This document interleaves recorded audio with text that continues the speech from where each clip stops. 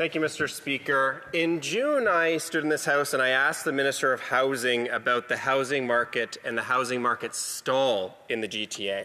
And I noted at that time to the Minister that housing sales in the GTA were 89% below their 10-year average. Now, in response, the Minister agreed with me in part, and in fact he said, and I'll quote him, "We are seeing a stall in the market as people wait for that cut." Now, the cut the Minister was referring to was the GST cut on first-time homebuyers, and then he invited me and my colleagues in the Conservative Party to support that proposal. Now, Mr. Speaker, we kept our end of that bargain. We did cooperatively work with the government and support the cut on GST for first-time homebuyers. Unfortunately, the Minister has not kept up his end of the bargain. Now, Building Industry and Land Development Association confirms that that market stall continues, despite the Minister promising to reverse it. Build says that new home sales in August of this year are down 81% below their 10-year average, and new condos 90% below their 10-year average. Another study released this week, Mr. Speaker, by the Missing Middle Initiative and the Residential Construction Council of Ontario provides some stark numbers on the ongoing market stall. In the town of Georgina, in my neck of the woods, total housing starts in the first half of 2025 for singles, semis, and row housing was just 42. That's nearly 60% below the previous four-year average. In the town of Stouffville, another town in my riding, the number was just 12. Now, the numbers are equally troubling for the largest housing market in the country, Toronto, of course, where housing starts for singles, semis, and row housing are down 40%. Now, the report goes on to say, and I quote, "This is a clear indication that Ontario's housing situation will get worse."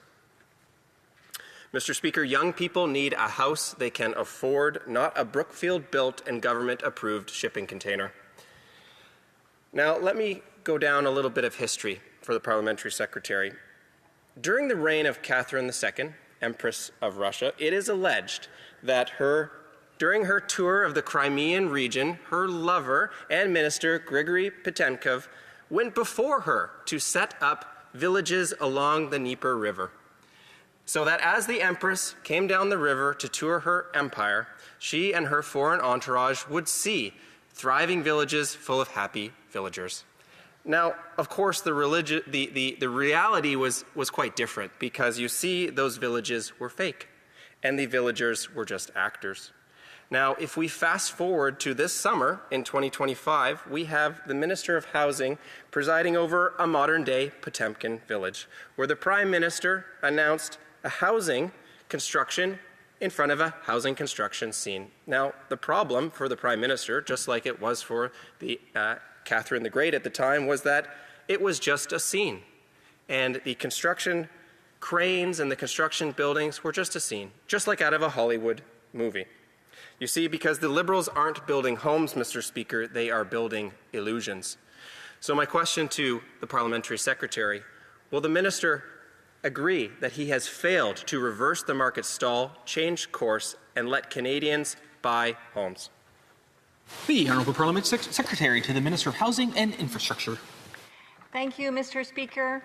I think we all agree on this. Everyone in this country should have access to an affordable, safe, and healthy place to live. And let me assure you that this government is focused on making housing more affordable and attainable. This is why we're taking action on affordable housing across the range of the affordability continuum. We're talking about co-ops, social housing, deeply affordable home, exactly the kind of home for the missing middle that the member is talking about. Our government is taking action with the recent launch of Build Canada Home, with $13 billion in investments, including funding for supportive and transitional housing and for the Canada Rental Protection Fund to preserve affordability of units. At the core of its mission, Build Canada Homes will finance and build affordable housing at scale across Canada, including in rural areas. It will leverage public lands, offer flexible financial incentive, attract private capital, facilitate large portfolio projects, and support manufacturers to build the homes that Canadians need. Build Canada Home will partner with builders and housing providers that are focused on long-term affordability. They'll focus on using Canadian-made material and modern construction methods, such as factory-built housing, to catalyze an entirely new Canadian housing industry, one that builds faster and more sustainably. And when we're talking about that, we're talking about really increasing the productivity of the construction industry through digitization and automation where it makes sense. Build Canada Home is one of the ways our government is addressing barriers, reducing risk, and helping to navigate the process of building non-market housing. We'll work closely with builders, investors, Indigenous partners, and all levels of government to continue to implement innovative solutions to complex problems. The government is also taking targeted financial measures to make home buying more affordable for Canadians, as my colleague noted, by eliminating the GST for first-time home purchases under $1 million and lowering the GST for homes between $1 and $1.5 million.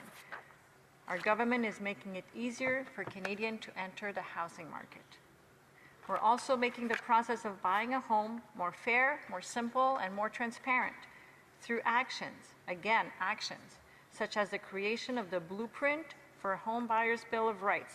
It sets out principles for a fair and transparent rental system. We're calling on province and territories to take action that supports the Blueprint principles to improve the rental system and ensure rental markets work for Canadians. Working together with our partners will help deliver affordable housing options that meet the needs and the budgets of families, the kind of homes that families need. We'll continue our work to ensure that all Canadians have a place to call home, because housing is a basic need, Mr. Speaker, and we hope our colleague across the aisle can support us on this as we move forward with measures to support the industry. Thank you, Mr. Speaker. Member for York Durham. Thank you, Mr. Speaker. The Parliamentary Secretary says they are trying to make it easier for Canadians to enter the housing market. Well, I think she should walk down any street in Ontario. It is harder than ever to buy a home. At no point in history has it been harder to buy a home in this country. That is not getting better. That is only getting worse. In fact, the president of the Residential Construction Council of Ontario said the following: "Housing projects have been shelved and the industry has hit a wall. The outlook is bleak and we are trending in the wrong direction." You know what their prescription was?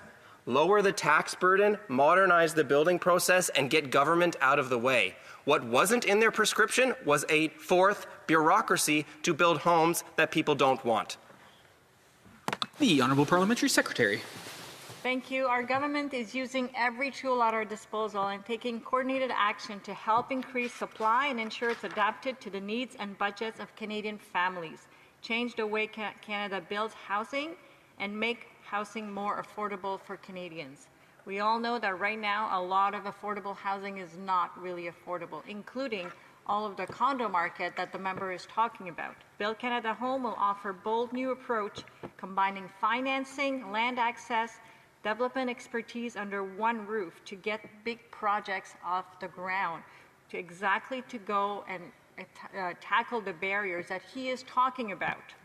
Unlike the Conservatives who advocate a do-nothing approach, we are full steam ahead. These actions, along with measures like the Affordable Housing Fund, the apartment construction loan, will help restore affordability for Canadians.